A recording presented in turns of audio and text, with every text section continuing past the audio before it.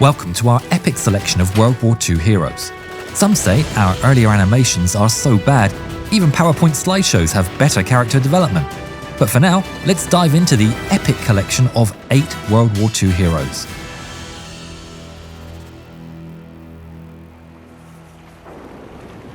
It's midday on February the 9th, 1944, near the harbour of Nice in southern France.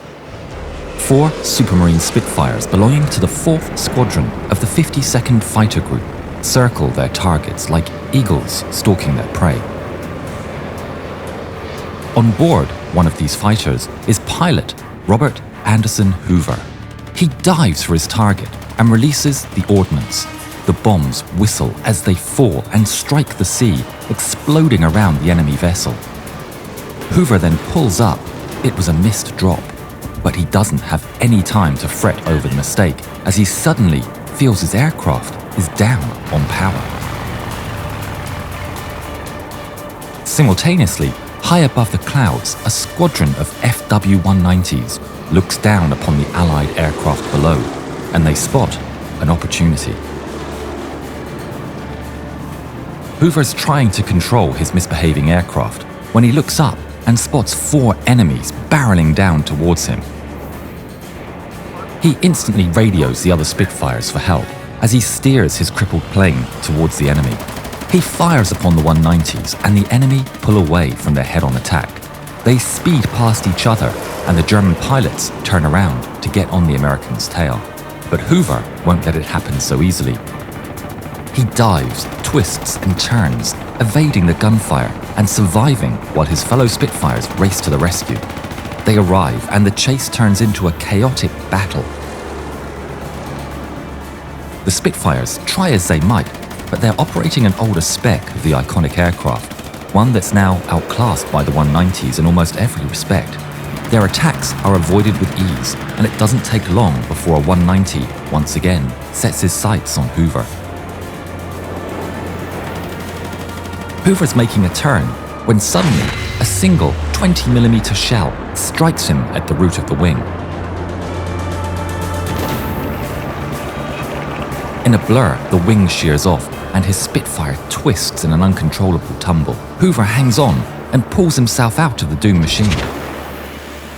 The parachute opens above the waters of the Mediterranean, with a battle raging above him. The parachute drifts down, and Hoover knows capture is inevitable. He had been fished out of the water by a German freighter. Since then, he spent his time bouncing from one detention facility to another. He was interrogated, tortured, and threatened with execution, but he never responded anything but his name, rank, and service number. 14 months later, on the 20th of April 1945, Hoover wakes up to yet another long day at Stalag Luft 1, a prison camp for captured pilots outside Barth in Germany. Throughout the morning, the prisoners could hear explosions in the distance.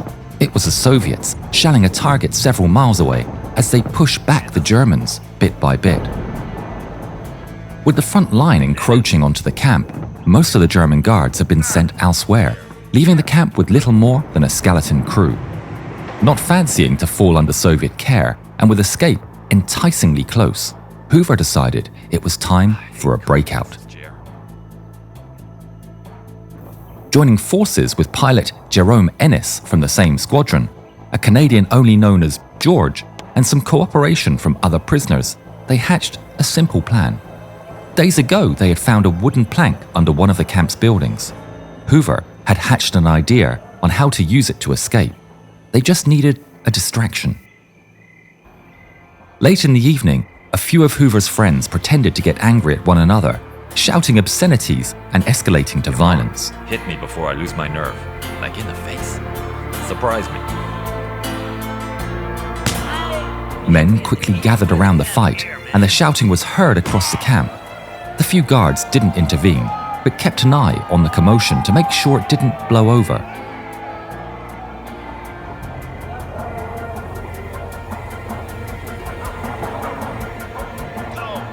Meanwhile, out of sight, Hoover, Ennis, and George make a run for the fence with the wooden plank in hand.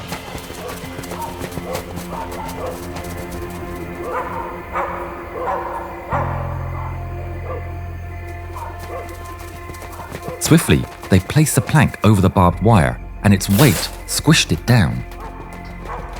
One by one, they carefully walked over it, jumping down the other side to freedom. They swiftly disappear into the forest, unseen. Their escape had gone shockingly smooth, even considering how little guards were left. By the time they reached a nearby town, it was just the two of them. George had decided to go his own way, and Hoover would never know what became of him. The night falling, they found and broke into a farmhouse where they could stay the night. The next morning, they were jolted awake by the doors of the farmhouse opening up. They had just been caught. But to their great relief, the woman calmly asked, "Who are you?" in French. She appeared to be French, relocated to Eastern Germany for labor, and when Hoover said he is planning to make a journey to American lines, she gave him a small handgun with a couple of magazines. Moved by this gesture, Hoover wrote a note thanking her and asking any Allied soldier not to harm her. She was very grateful, understanding its implications. Not long after the pair had said their goodbyes to the lady, Hoover and Ennis stole some bicycles and made their way west for several miles until they stumbled across an oddly quiet German airfield with aircraft lined up. Seeing a chance for a ticket home, Hoover insists to break in to investigate. Ennis is less keen, Are you sure, Bob? It's dangerous. but he accepts and the pair jump the fence. The field is deathly quiet, apparently abandoned. Hoover approaches the line of sitting Me-109s, but is disappointed to realize the ones before him have been heavily shot. The base, it seems, was a repair shop. They wade through the line, inspecting each machine. Some are better than others, a few even seeming airworthy, but sadly lacking any fuel. Leaving behind the 109s, Hoover spots an FW-190 and approaches it to inspect it. It looks intact from the outside, so Hoover jumps up to take a peek into the cockpit. It's when both are surprised by someone shouting, "Halt!" Instantly, Ennis draws the pistol and aims it square to a German mechanic's chest. "Freeze!" he orders, and the unarmed German has no option but to comply. With the mechanic held at gunpoint, they prepare the machine for takeoff. The weapons appear to be inoperable, but fortunately, it has a full tank of fuel. Confident that he can fly the machine, Hoover waves for Ennis to climb aboard. But his friend waves back a negative. I never want to fly again. You go. Hoover is hesitant, but goes for it. He salutes his good friend for one final time before closing the canopy and slamming the throttle to full.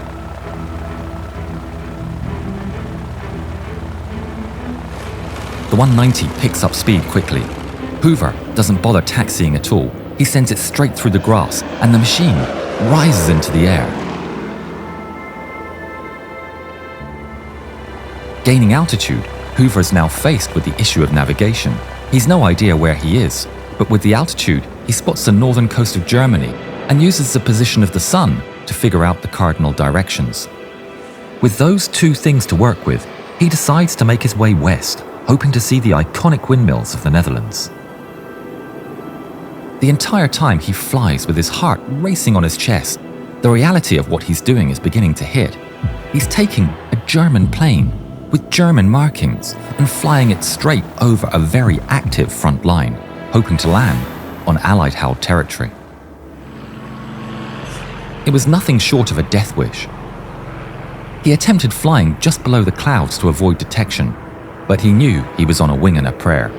He flew and flew over the Jutland Peninsula and following the coast beyond, completely blind as to what exactly lay below him. And then, a windmill appeared on the horizon. Somehow, he had passed the front undisturbed.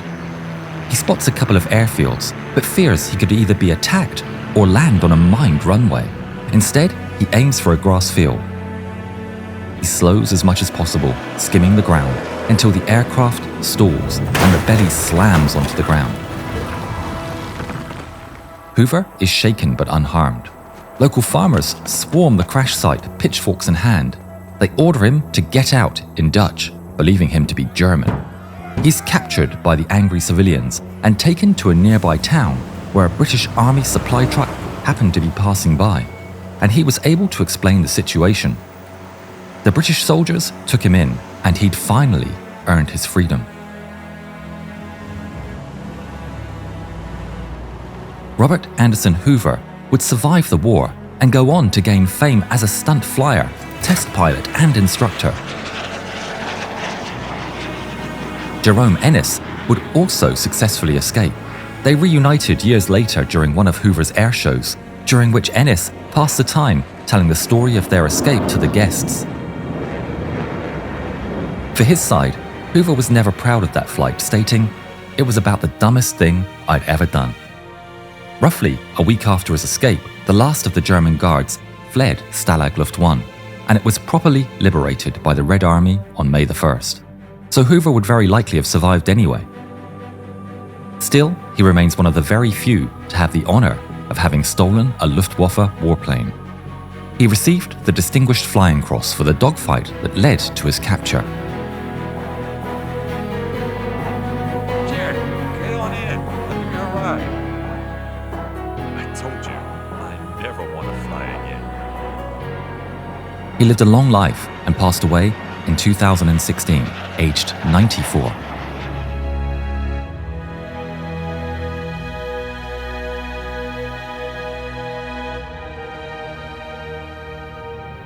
It's the 2nd of July, 1941. In a field kitchen in a forest near Dunaburg, Latvia, Ivan Pavlovich Sereda calmly peels potatoes for the evening soup. Graduate from Culinary College, Sereda is assigned to the 91st Tank Regiment, 46th Tank Division of the 21st Mechanized Corps as a cook.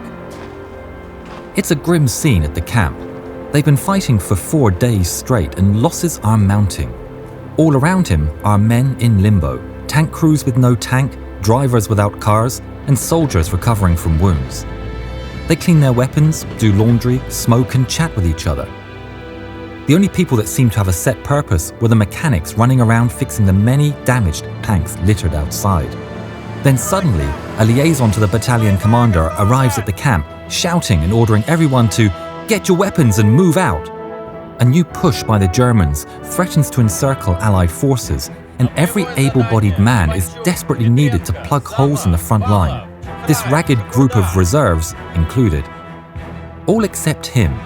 As a cook, Sereda is ordered to stay in place preparing meals as everyone else fights. If the front falls, he is to defend the camp to the death. As such, he can do nothing but watch as the men around him drop everything and rush into battle.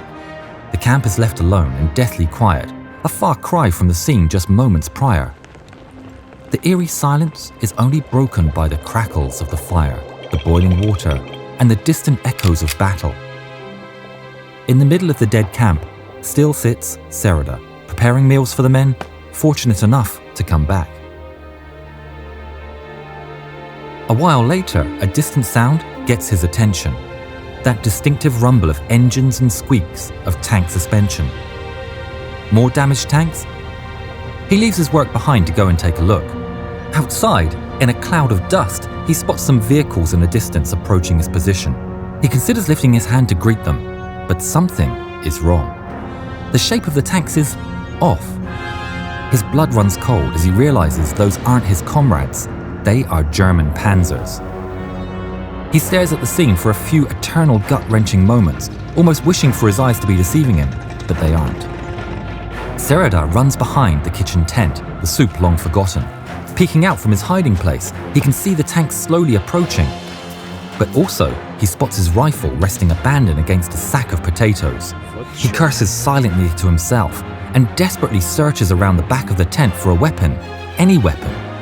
He quickly finds an axe they use to break firewood and takes it. It probably can't do much against a tank, but it will have to do. With the rumble of the tanks becoming ever louder, he takes another peek and watches as the German armor rolls by the camp. 2 Panzer Kampfwagen 38Ts drive by, giving his kitchen little attention, but the third steers directly towards him. He hides and needs to think fast if he's to come out of this alive. Hearing the tank come to a stop and looking back out, he sees the German tank parked right in front of his kitchen. The turret hatch swings open and the tank commander's head pops out. The German appears to laugh and say things to his crew before nonchalantly jumping out of the machine and walking towards the seemingly abandoned kitchen. He watches the commander, waiting for an opportunity, gathering his courage, gripping his axe. Then he strikes, charging out of his position, brandishing the axe high above his head and screaming like a madman. The German sees a sweaty, ragged figure with an apron and an axe charging towards him, and he runs for his life, fleeing right back to the safety of the tank. Sereda chases him down through the kitchen and picks up his rifle along the way. The commander climbs up and quickly disappears inside the vehicle, closing and locking the hatch behind him. Moments later, the tank's machine gun starts firing erratically, obviously unable to see Sereda. Diving out of the machine gun's arc of fire, he sits in a blind spot as he assesses the situation.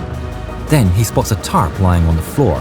Thinking quickly, he grabs the tarp and throws it on the tank's turret, blinding it. The tankers continue firing the machine gun despite being unable to see.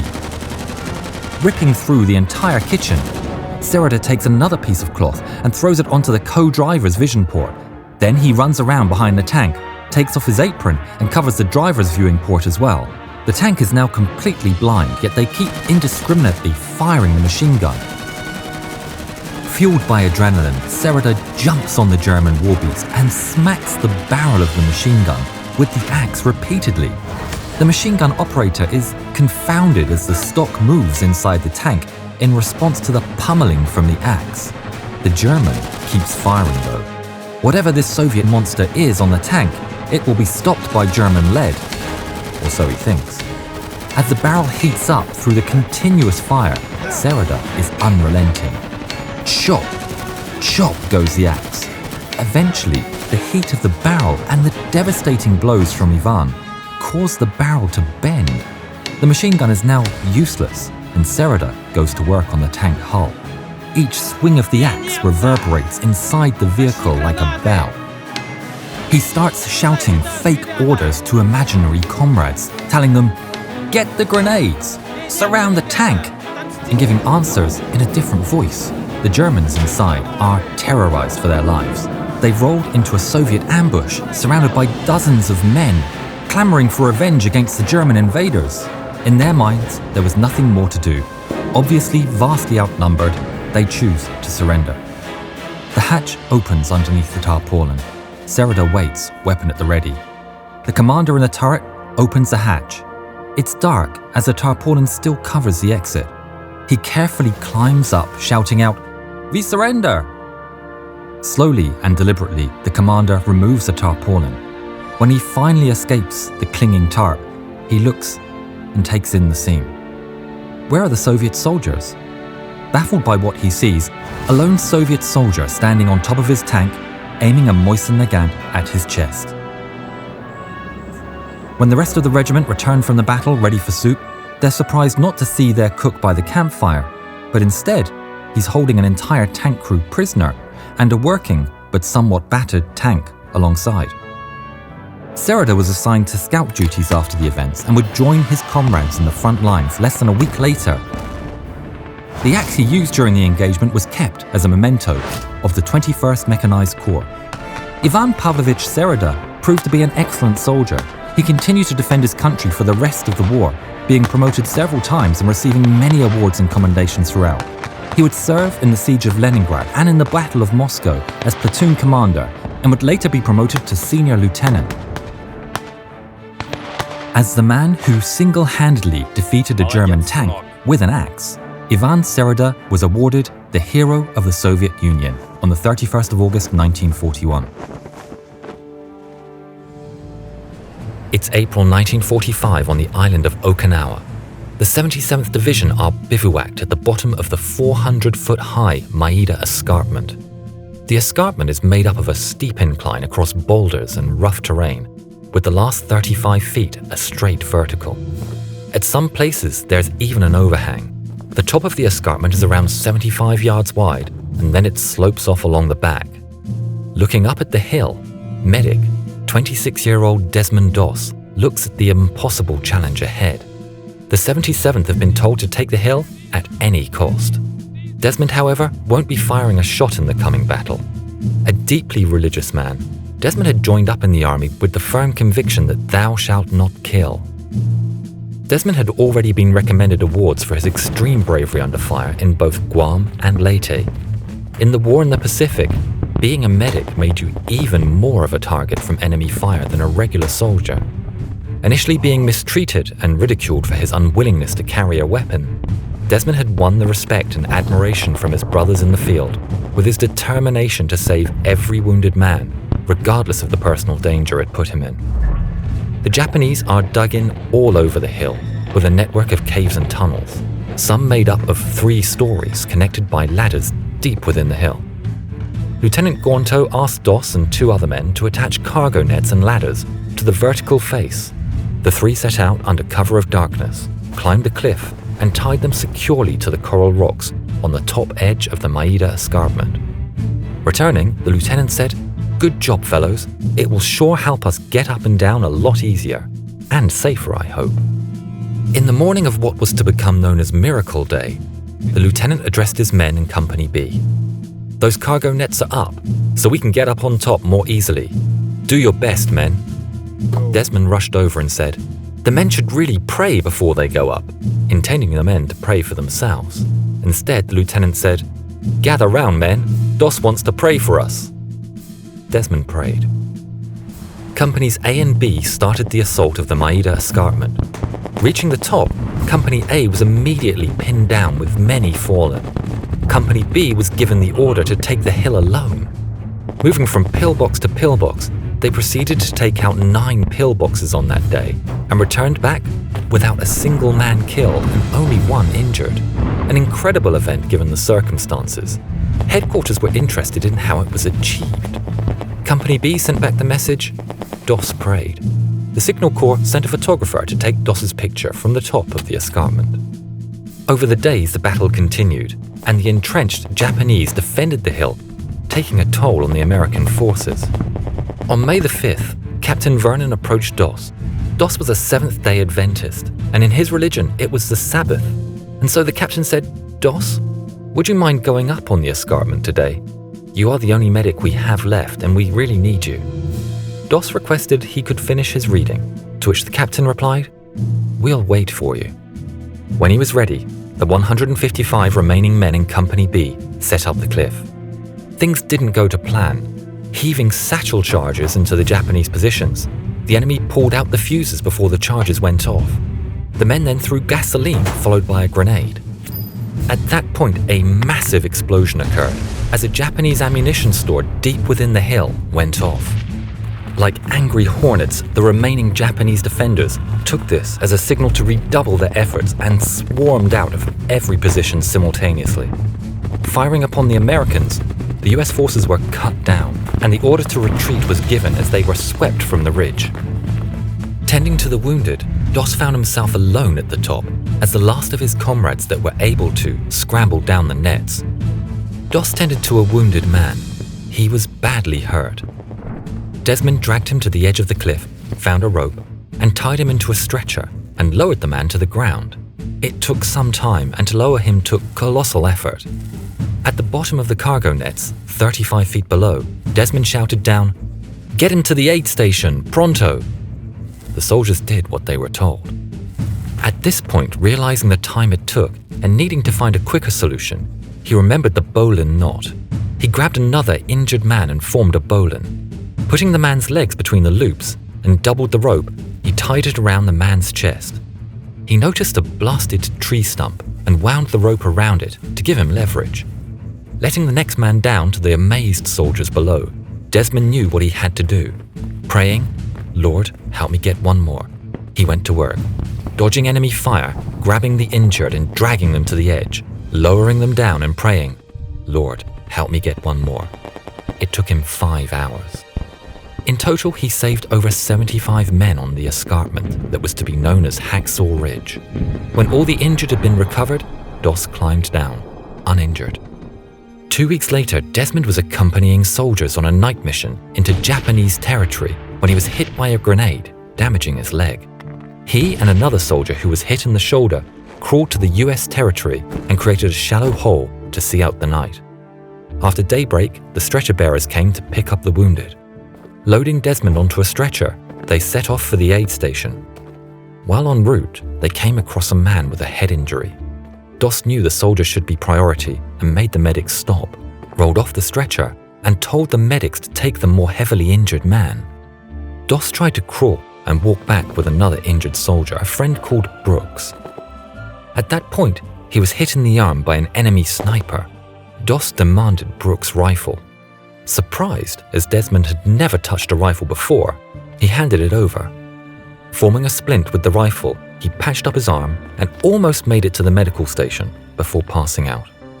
He woke up in hospital after the doctors had to perform surgery, removing 17 pieces of shrapnel in the process. The military estimated that Doss had saved more than 100 men on that incredible day on Hacksaw Ridge. Doss modestly said, "It couldn't have been more than 50. The Medal of Honor citation that he received for his action reads that he saved 75. Giving him the medal during the ceremony on the White House lawn, President Truman shook the hand of Corporal Desmond Doss and held it the entire time his citation was read aloud. He said to Doss, "I'm proud of you. You really deserve this. I consider this a greater honor than being president." It's the early hours of June the 6th, 1944, D-Day. Head on over to yarnhubstore.com to shop our latest designs and be the envy of all your friends. The men of the Green Howards, one of Britain's oldest and proudest infantry regiments, are lining up on the Empire Lance, one of the motherships traversing the English Channel. The Yorkshire-based unit has been selected by Field Marshal Montgomery as the spearhead of the landing on Gold Beach. As the Green Howards wait their turn to board the landing crafts, they are handed a last-minute piece of equipment, a condom. A booming voice thunders over the sound of cannon fire. "What are these for?" he bellows. "Are we going to make war to the Germans or screw them?"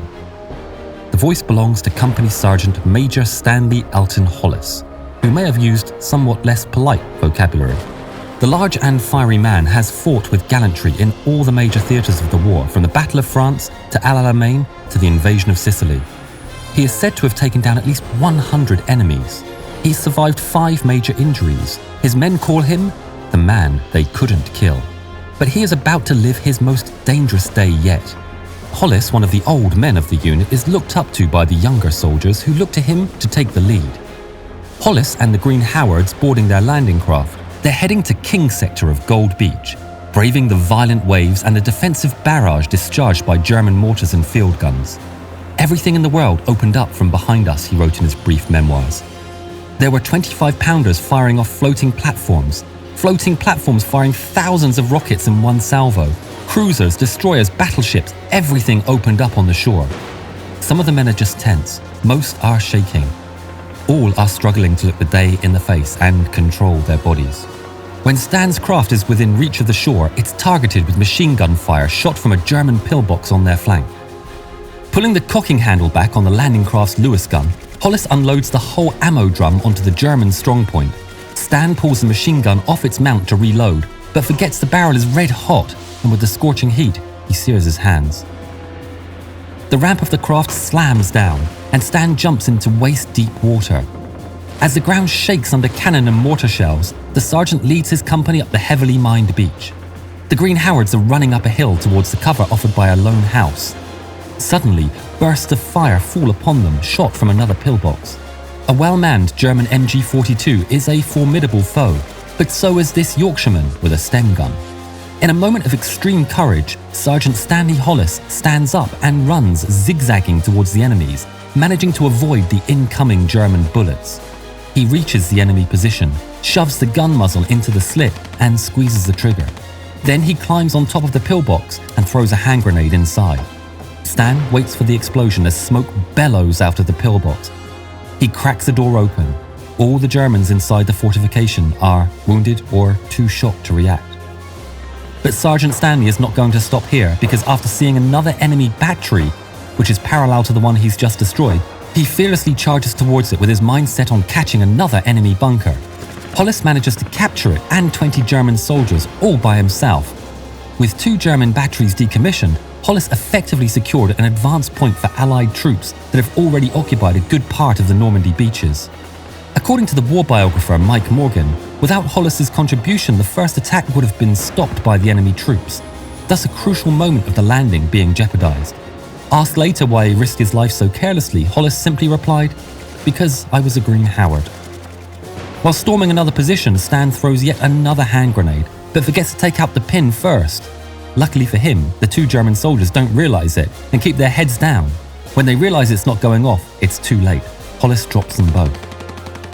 Nearby, several Germans manage to pull back to the south, but Stanley spots them and fires.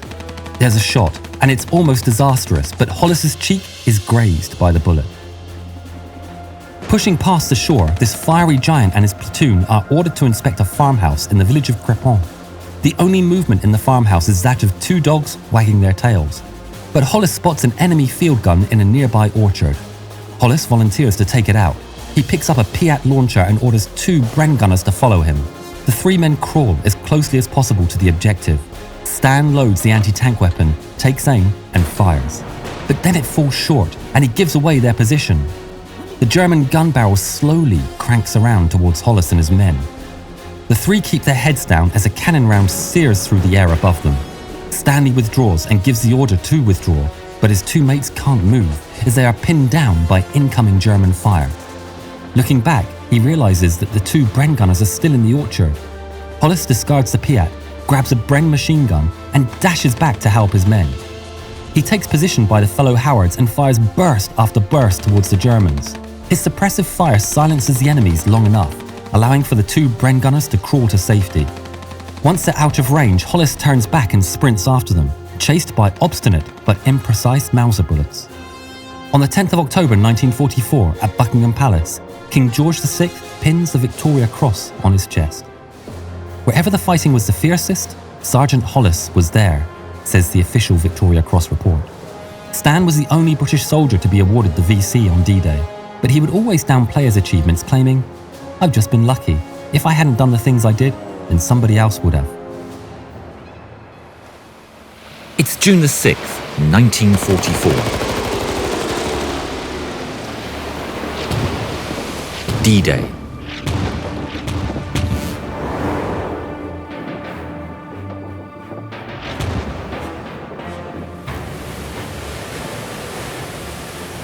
The landing craft sways back and forth in the heavy waves.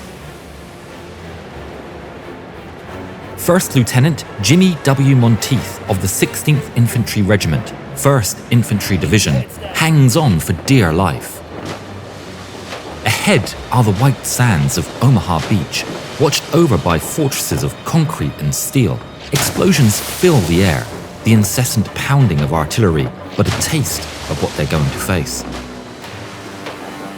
The beach comes ever closer and rain starts clattering against the steel of the craft. But it's not water, but a rain of German lead.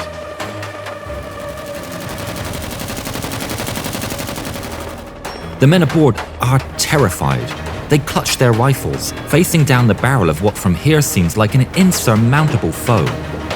Monteith doesn't know it, but he's about to perform a feat that will compel the legendary generals Dwight D. Eisenhower and Omar Bradley to advocate him for the nation's highest honor.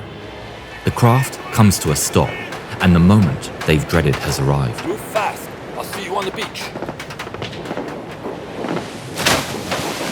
The doors fall, and Monteith leads the charge off the boat. They fall into waist-deep water, desperately wading their way through, as machine gun fire splashes all around them and strikes a few unfortunate souls. Monteith doesn't look back. He knows he can't. He reaches dry land and runs, shouting for his men to follow. Run! Explosions rock the beach, prearranged artillery striking up and down the sands, tearing through the men. He runs at 200 yards of carnage, followed by over 100 men. But he's lucky and makes it unharmed. Ahead, they face a web of barbed wire, layered in plain view of deadly pillboxes. He identifies the best spot to blow it open and orders a couple of his men armed with Bangalore mines to follow. They climb and crawl through the sand, hiding behind a meager cover of undergrowth and the barbed wire itself. Machine gun fire rips above their heads as they connect the tubes together and shove it through the barbed wire. They return to the embankment and detonate it, clearing a 9-foot gash into the wire. Go! Monteith leaps out of cover, leading the charge through heavy fire. They run through the barbed wire and stop at the foot of their next massive hurdle. 2 minefields block their path. Fortunately, their vicinity to the emplacements have made them harder to spot, and the machine gun nests focus their fire on the poor souls still disembarking and running through the sands. Hurrying not to let the relative safety to go to waste, the soldiers once again prepare long stretches of Bangalore mines and slide them into the minefield. They lie down for cover, and a mine blows a path through. They run across, reaching the second minefield, and repeat the process. They're placing the mines when suddenly, machine gun fire tears through the gathered men. They scatter for cover, and the combat engineers hurriedly detonate the mines. Monteith runs through the minefield, followed by some of his men. They huddle against the rocky embankment lining the beach, taking cover from this surprise pillbox, overlooking their vector of attack. He analyzes the situation. That pillbox must go, and fast. He looks back at the beach and spots 2 Sherman tanks in the sand. German machine gun tracer is ricocheting off their armor. Monteith tells his men to stay put, and fearlessly he charges out of cover, runs back across the beach amidst the hellfire. Running through the obstacles, racing through the killing fields until he reaches the 2 Shermans. He takes cover beside them and bangs on the armor with his rifle. The commander inside cracks open the hatch and shouts, questioning him what the hell he wants. Monteith tells him that a pillbox is keeping his advance pinned and he needs the Shermans to follow him to take it out. The crew agree and he runs back up the beach. He takes cover on the embankment, waving at the tanks to follow. Guiding them through slowly but surely, he braves the air thick with German lead, signaling the machines by hand through the barbed wire and across the treacherous minefields. Finally, the pillbox comes into view. Monteith runs for the Shermans and shouts its position to the men inside before a volley of gunfire pings off their armor. He hastily takes cover behind the Shermans as they take aim and open fire.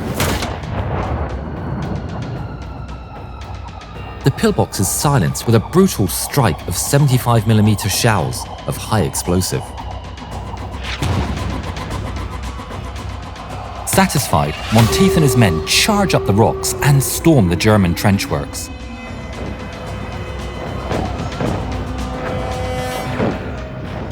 They find little resistance within, as the Germans are still focused on the beach.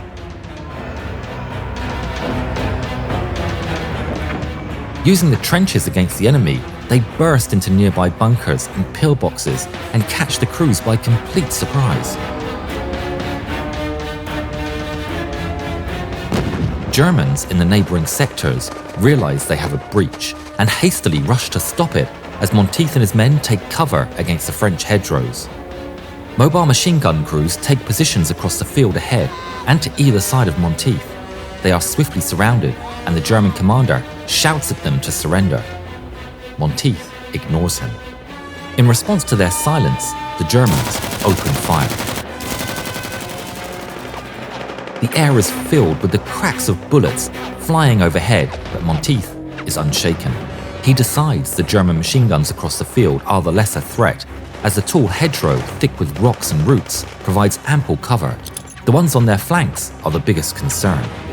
He orders his men to stay put and cover him as he fits a rifle grenade to the end of his weapon's barrel.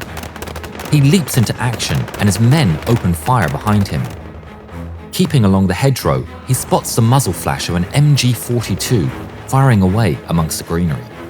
He approaches undetected, aims his rifle and pulls the trigger. Monteith's aim is deadly, and the position explodes in a cloud of dirt and shrapnel, forever silenced. He returns, quietly triumphant, and orders his men to repeat the strategy against the machine gun on the left flank. They open fire, and once again he leaps, but this time it's to an open field. He's unfazed, charging with determination. He reaches a suitable firing spot, but he's lost track of the enemy. He fires where he thinks they are, but he's mistaken. He reloads behind cover. He waits for something to reveal their position, but they simply aren't firing. With astonishing bravery, he purposely draws their fire. Right here. The machine gun fires at him, riddling the dirt with bullets. Fortunately, the meager cover proves sufficient, and now he's seen their position. He repositions himself and takes another shot.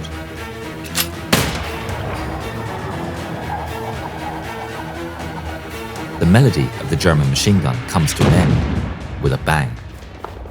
Monteith turns around and runs back to his men, braving the open field a second time. Watch out, sir.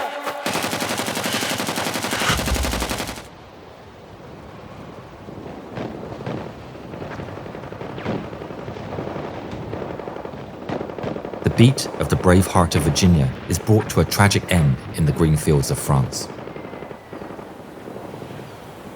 Jimmie W. Monteith now rests in the American cemetery in Normandy, a fallen hero among many. His cross is emblazoned with a golden star, and the inscription, Medal of Honor. The medal would be delivered to his mother during a simple ceremony in her home. She placed it next to a picture of Jimmie she kept on her mantle. It's the night of April the 13th, 1945, in Zwolle, in the Netherlands. Canadian soldiers from the Régiment de la Chaudière cautiously approach the city under cover of darkness. Crouching low beside the road, the commanding officer asks for 2 volunteers. For those who dare to step forward, the mission will be one of stealth and courage, not force or fight, or so everyone thinks. Despite reports of significant enemy forces in the area, they'll need to enter the city undetected, scout targets and relay the information back to artillery batteries gearing up for the impending barrage, and if possible, make contact with Dutch partisans. In the quiet still of the night, 24-year-old bad-tempered French-Canadian private Leo Major and his friend Corporal Willie Arsenault share a quick glance. Then, nodding, the 2 men accept the challenge and throw themselves to their fate. Major, who from previous battles had already suffered many injuries, including a broken back, the loss of one eye, broken ribs, and he'd broken both ankles. Unwilling to be sent home though, he argued that if he had just one eye to look into the scope, he was still capable of serving his country. "I was a sniper. I still had one good eye, and I could still shoot," he later said. Now weighed down with Sten guns and grenades, the pair scurry into the shadows towards the central square. It's a beautiful old city, and oddly considering the circumstances, Major regrets that in just a few hours, it and many of its citizens will be reduced to rubble and ash. Arsenault agrees, and the daring Canadians hatch an amazing plan that may just save this historic city and its residents. The army of 2 will capture it single-handedly. Making their way through the city, they occasionally see German soldiers and officers, but they're harried and preoccupied, and some stumble like they're drunk. The 2 men remain undetected. But as midnight approaches, Arsenault makes a fatal blunder, giving away their position, and pays for it dearly when Germans nearby open fire. The 2 men take cover from the incoming fire and muzzle flashes. Major turns to his friend to figure out a way out of this mess, but with horror, he realizes that Arsenault's body is limp and that he's been fatally hit. That horror soon turns to sadness and then rage. Leo, mad with anger at the loss, struggles to restrain his infamous temper. What happens next is extraordinary. Instead of beating a retreat, he decides to continue the plan alone. He continues to the center of Zwolle, arriving at about 1 o'clock in the morning. The city streets are deserted, but spotting a German machine gun nest, he goes on the attack once more, storming it and eliminating the gun crew. Continuing on his rampage through the streets, he shoots at every target he can until he sees the HQ of the SS.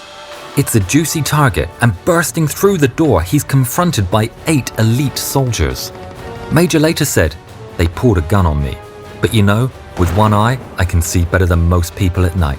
I killed 4 of them, the other 4 ran away." Walking on, he loses track of time and finds himself on the outskirts.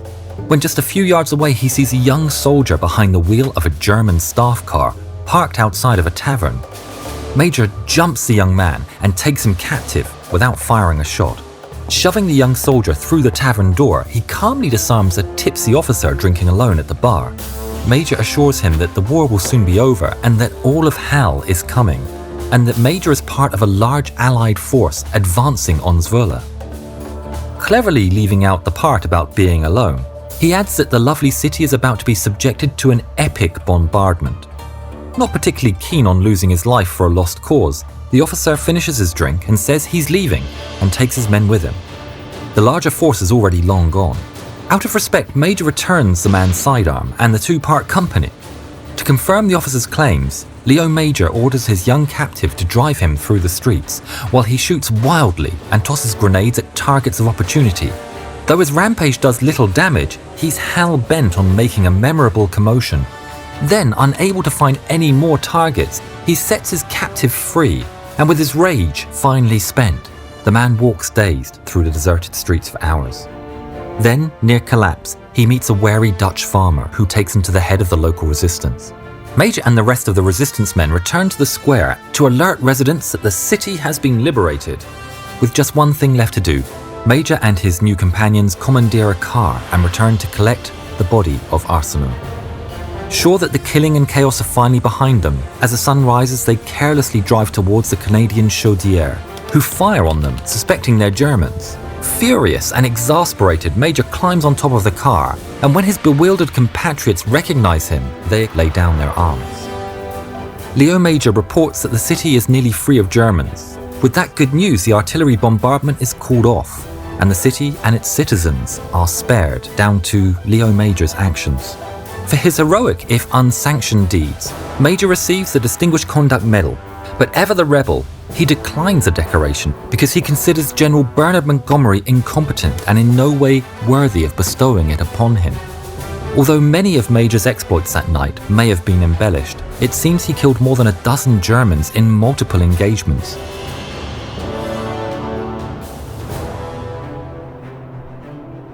It's the 13th of September 1942, and the bitter Battle of Stalingrad is in the early stages.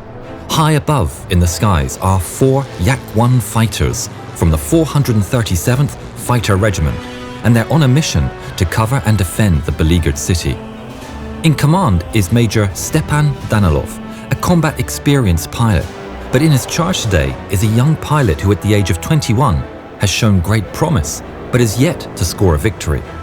Danilov plans to keep his eye on this young charge in the plane with number 32 on the fuselage. In the distance, a formation of Ju-88s is spotted, and they're not alone, being escorted by Messerschmitt Bf-109s. The 4 Yaks increase speed and spring into action. Rapidly approaching the Germans, the 4 Soviet pilots pick their targets. The Yak-1 was a fast, maneuverable plane that was deadly in the hands of a capable pilot, but it was lightly armed and needed a high degree of skill and accurate marksmanship in order to take down an enemy. The melee ensues and the Bf-109s from JG-53 break formation to engage the Soviets. The battle is on, but Danilov needn't have worried. Number 32 lines up the target and watches it loom larger and larger in the sights. The Ju-88 is at last within range, and number 32 unleashes a hail of machine gun fire. It's on target, and bullets rake the Junkers until it bursts into flames and starts falling in an arc towards the ground. It's the first kill for the young pilot, but that's not the end for number 32 on this fateful day. The 437th is a mixed squadron with men and women pilots. Commander Raiza Belayeva, also in a Yak-1, is in trouble. A Bf-109 is all over her tail. Reisa pulls hard into a turn, desperately trying to shake off the German pilot, but it's no good. The 109 is on her like glue. In the pilot seat of the 109 is German double ace Staff Sergeant Erwin Meyer. Number 32 spots that the commander is in trouble and comes to the rescue. With expert flying, 32 manages to get behind Meyer. Experienced as he is, Meyer spots the threat and knows he's in trouble, and so reluctantly breaks off from his intended kill. Number 32 is having none of it though, and deftly lets leash a burst of fire, perfectly timed. It's a critical hit, and the Bf-109 pours smoke and oil. Meyer knows there's no way to get this bird down in one piece, and opens the hatch and jumps out of his stricken warbird. The parachute opens and he sees his nemesis, the Yak-1 with 32, painted on the side, zoom past him as he drifts slowly into enemy territory. The Red Army conduct a search and capture the German. Marching him back to base, Meyer inquired if he could meet the pilot that bested him in the air, number 32. The Soviets agreed. After landing, the pilot of number 32 was summoned for a meeting with their vanquished foe. However, when the pilot entered the room, Meyer was dumbstruck. He was told that this is the pilot who had shot him down, who also happened to be a young, attractive woman, Lydia Litvyak. Meyer cursed the Soviets for humiliating him with this joke in poor taste, but Lydia stepped forward and in a clear voice and with obvious disdain for the invader, she explained step by step how she bested the German double ace with 11 victories to his name. No, verstehen? Meyer, realizing he was face to face with the pilot that had vanquished him, apologized, took off his gold watch and offered it to the young woman. Fixing the German with her piercing blue eyes, she responded, I don't accept gifts from my enemies. Turned on her heels and left the German to contemplate his fate. She made history on that day by becoming the first woman pilot to shoot down an enemy aircraft. But this was just the start. The next day she engaged in an aerial battle against another Bf-109, this time piloted by Lieutenant Hans Fuss. Fuss had 71 victories to his name. Litvyak managed to put a hole in his fuel tank. Fuss disengaged from the melee and sped for home, but ran out of fuel on his return. The 109 went down, somersaulting on the ground before reaching base. Lydia's fame grew. Her commanding officer said of her, she was very aggressive, a born fighter pilot. With her striking looks and fame in defending Stalingrad, she was given the name the White Lily of Stalingrad by her comrades. On February 1943, she was promoted to a junior lieutenant and chosen to join a group of elite pilots that were permitted to search for targets under their own initiative. These free hunters were made up of only the most experienced pilots. In recognition of this status, she had a white lily painted on the side of her plane. In March 1943, Lydia was flying as one of 6 Yak fighters. Spotting 12 Ju-88s, the Yaks engaged the group. Litvyak, ignoring the escorting 109s, lined up a Ju-88 in her sights and took the plane down. But before she could get clear, a 109 had her in its sights. Raking the cockpit of Lydia's Yak-1, the White Lily was hit. Shrugging off the pain as best she could, she managed not only to keep control of her plane, but engaged and shot down another Bf-109, piloted by Lieutenant Franz Müller. Despite being in severe pain and losing blood, she managed to return to the airfield, but injury wouldn't stop Litvyak, and she was back in the pilot seat by May. Being in war and in a frontline position, her environment was very male-dominated, but Lydia continued to embrace her femininity and her rebellious nature. On August 1, 1943, just a few days before her 22nd birthday, Lydia took off from her base at Krasny Luch. While on a mission with pilot Ivan Borisenko, she engaged a group of German bombers. She didn't see 2 Bf-109s that were protecting the bombers. One of them, piloted by Knight's Cross holder Hans-Jürg Merkel, intercepted the White Lily of Stalingrad, and she was struck. The planes disappeared behind a cloud out of Borisenko's view. A According to German reports, the injured Soviet plane turned and rammed into the Bf-109, killing its pilot. Borisenko descended and searched for Lydia, but found no trace of her. The Soviets rarely, if ever, awarded the Hero of the Soviet Union to those that were captured by the enemy. As time passed and the crash site wasn't found, the doubt lingered that Lydia had been taken prisoner by the Germans. Her friend, Pasportnikova, took it upon herself to prove that Lydia had not been captured. It took her 36 years with metal detectors and help from Lydia's family. Eventually, in 1979, after finding more than 90 other crash sites, Pasportnikova was told that a woman pilot had been buried in Dmitrievka after receiving a head wound. The remains were exhumed and a special commission concluded that this was the remains of the White Lily of Stalingrad.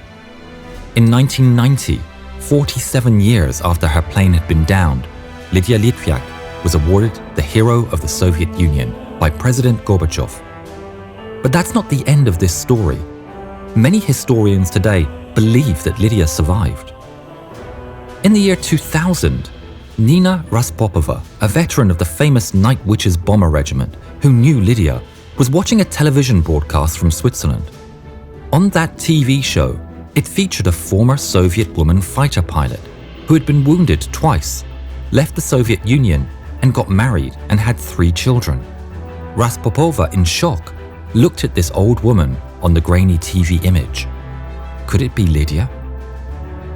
Unfortunately, we'll never know, as no further information was found on this mysterious Soviet veteran. Pasportnikova, when reminiscing of Lydia, said, "She never believed that she was invincible. She believed that some pilots had luck on their side and others didn't. She firmly believed that if you survived the first missions, the more you flew and the more experienced you got, your chances of making it would increase. But you would have to have luck on your side." It's the 10th of November, 1944, near Morville-les-Vicq, Normandy. The 761st Tank Battalion of the US Army is about to face serious action against a reinforced German division. The 761st have had to fight prejudice before they had even engaged the Germans, as they are composed entirely of black American soldiers and NCOs, commanded by white officers. Some army commanders expect them to flee at the first engagement, but the 761st are about to prove their worth. One of the M5 tanks of Company D is commanded by 21-year-old Sergeant Warren Gamaliel Harding Crecy, or simply Harding to his friends. This Texan sergeant may appear an unlikely soldier to onlookers. He's easygoing, polite, even meek, but he's also known as one of the most gung-ho, hardcore recruits since his training days at Camp Hood. As Harding stands on top of his M5, scanning the surrounding area while manning the vehicle's .50 caliber machine gun, the silence is broken by a barrage of fire that comes raining all around him. Harding and his crew are unharmed, but a direct hit has knocked out the tank. The unit's patch represents a Black Panther, not a sitting duck, and so before the Germans can attack again, Crecy dismounts the Stuart and commandeers a .30 caliber machine gun from a nearby jeep. Running towards the enemy positions, Sergeant Crecy opens fire, mowing down the crew of an anti-tank gun. He then turns his attention to a nearby machine gun nest. It's a duel of Browning versus Mauser, M1919 versus MG42, and the lone Texan gunner comes out on top. With all immediate threats wiped out, Harding and his crew commandeer another M5 and get on with the fight. Later, when a lieutenant from another division flags them down, he needs to inspect a hill and could do with a lift. The narrow treads can barely grip the snowy terrain, but the tank manages to crawl up the slope. Just as they approach the summit, there's a burst of fire, then another as the armor is blasted with machine gun bullets. Crecy orders his driver, Corporal Tyree, to back up. Ty kicks the machine into reverse, but the tank falls into an anti-tank ditch. Standing at an angle, the soft underbelly of the M5 is exposed to anti-tank weapons. As Tyree rocks the machine back and forth, the German machine gunners continue spraying their storm of lead. Crecy, calm under fire, immediately radios for help. Another tank soon arrives to tow them out of the ditch, but who was going to brave the hail to connect the two tanks? Crecy flatly announces to his crew, "I'm going out to hook us up." Tyree replies, "Christ, Sarge." Crecy calmly adjusts his horn-rimmed glasses and answers, "Keep that thought." The sergeant then jumps out of the Stuart wielding his Thompson 45 submachine gun. He empties an entire magazine towards the enemy to keep their heads low, then hooks up a cable between the two tanks. Ignoring the German bullets whizzing past, he waits for the second tank to pull his M5 out of the ditch, unhooks the cable, then jumps back inside. As his crew look at him in disbelief, Crecy offers his views on the German gunner. "That boy can't shoot shit. His sergeant ought to ship him back for retraining." But that boy must have a big brother in artillery somewhere as an armor-piercing shell rams right into the side of the Stuart. The suspension is damaged. One track is completely lost. Harding has had 2 tanks shot from under him in the same day. In the turret, Crecy grips the triggers of a 50 caliber heavy machine gun. He soon realizes that the German MG-42s are now shooting at exposed infantry units. Harding redirects his fire towards the enemy nests, silencing their positions for good. The action is now over, and Sergeant Crecy can lead his crew back to the rear to regroup. But there's no respite from bad news. His best friend, Technician 4th Grade Horatio Scott with Company C, has been severely wounded. Their friendship goes all the way back to Camp Hood, and they've been inseparable since. Scotty has a message delivered to Harding. "It's okay, man. I'll be back soon." The morning after, Harding learns that Horatio died during the night while undergoing surgery. Crecy immediately requests a transfer to Company C to take the place of his fallen companion. Continuing the fight with Company C, Warren G. Harding Crecy earned the nickname of Iron Man and had a reputation as the baddest man in the 761st. Facing again direct fire from machine gun nests, he was described as going berserk. Crecy attacked the enemy positions single-handedly, spending every single round until his unit had to pry the empty machine gun from his hands. The 761st Battalion, the Black Panthers, distinguished themselves by fighting continuously for 183 days until the 6th of May 1945. Their Iron Man, Crecy, was nominated for a Medal of Honor, but was awarded the Silver Star instead. He was at the forefront of every attack during the 761st's 183 days of constant combat. The more fire he drew upon himself, the harder he fought. Thank you for staying in to the end. Let us know in the comments if you made it all the way here.